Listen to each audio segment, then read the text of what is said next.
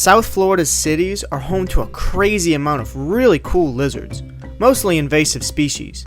And today, I'm going to be trying to catch some of these speedy reptiles. Hello, little buddy. Look at this. This is my first one of these. This is another one of the little invasive species that lives here. These guys aren't in Louisiana. They're a very tropical anole. They've kind of got this barkish coloration, and the way you can tell these from brown anoles is because they've got a short little snout. They're everywhere around here. They're super fast, and he's a handsome little guy. He's already starting to change colors on me. They kind of have this really cool greenish pattern when they're relaxed, but when they get kind of stressed out, they turn to this kind of brownish tan coloration. Now, they don't get as big as the brown anoles, and this is actually a male. And if you look at this, whoop, he's got a little dewlap, but it's not red and orange like the brown and green anoles. It's actually a bright yellow color. He's got a little tail here. He's actually had it broken off at some point, and it's regrown.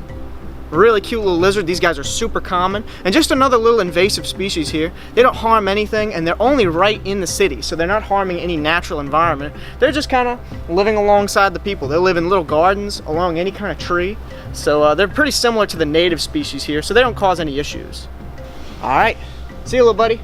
Watch how fast he is. Oh, he's not going nowhere. Go on, get. There's a big night anole. Big night. Oh, there he is.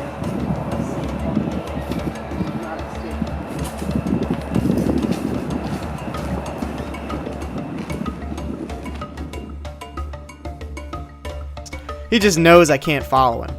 Night anoles are wild-looking lizards. Unfortunately, the only ones that we saw could outclimb me any day.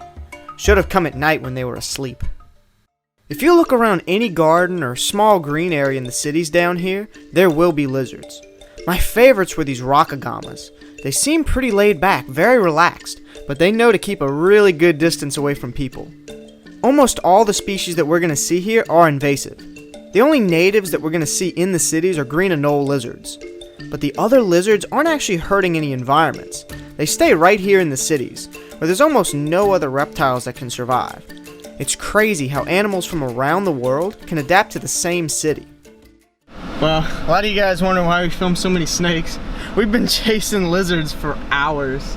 They're fast. Rockogamas are fast. Iguanas are fairly catchable, but there's no telling. It's pretty difficult. Some of the lizards are better to catch at night, but they're not as easy to see. So we're gonna see what we can get, but Miami's interesting. It's got all kinds of different lizards everywhere. It's cool. It's really cool. After chasing lizards all day, we're heading to an area with Emilio to try and catch some basilisks.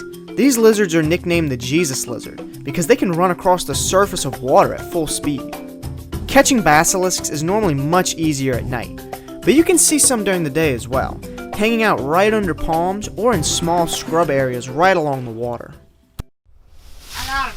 Basilisk? Yeah. Nice. Big one business. Right, bring him up. Woohoo! There we go. Speedy boys. Nice size male. He's a little cutie. All right. That's a big brown basilisk. Look at those yellow stripes. Big sail. It's like a little Spinosaurus. That's solid bone right there. These suckers are fast. Another invasive lizard here in South Florida. Very common in urban areas, but a pretty fast lizard.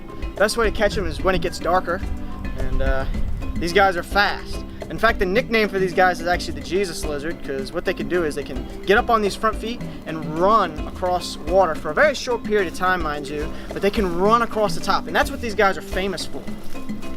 Beautiful, absolutely beautiful. Now, you see these guys all the time. Yeah. They hang out pretty much everywhere around where I live, and I can just hold them for a second. Yeah, you take it. You see right here, they have very long toes, and those toes have special scales called fringes, and that's actually what traps the air bubbles when they're running on the surface of the water, which helps keep them afloat. So that's how they're able to just jump and just run across. Now, like he mentioned, they can only do this for a very short amount of time, maybe 10 feet tops. And after that, what they'll do is they'll dive under the water and then swim until they're free from the predator. No kidding. Now, do you know much about these guys' diet? Because I'm not super familiar with what these guys it's mostly insects. So they're mostly insects. Mostly insects, yeah. The iguanas down here are more herbivores. They're mostly around here eating grasses and stuff. They will eat some bugs, but apparently these guys are much more bug eaters. They're not going to go around eating all kinds of little plants. Yeah, but they'll also actually hunt down smaller lizards like brown and green anoles. Ah, okay. So that's something that'll keep them really well fed. There's a ton of those. And they got super sharp scales right along the back. If I go like this, it'd probably slice me open. Super hard ridge along the back. And you can really see... floppy though is this little kind of like crest he has on the back. He's got a cool crest. I guess that's the easiest way to tell a basilisk from some of the other lizards here is they've got that big top crest. Oh, it's okay. Oh, whoop. It's okay, little buddy. All right, well, it looks like he's had enough, so we're going to go ahead and let this lizard go real quick. All right, guys, we really hope you enjoyed this one. Thanks so much for helping us out, of course, man. Really appreciate it. We'll have his channel in the description, so you can check out his videos as well. And we will see you guys next time. Yep.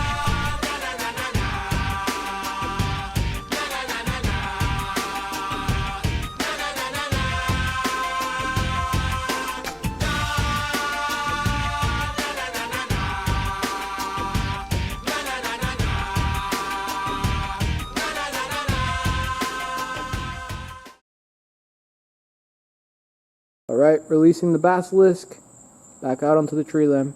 Here you go. Bye, little buddy.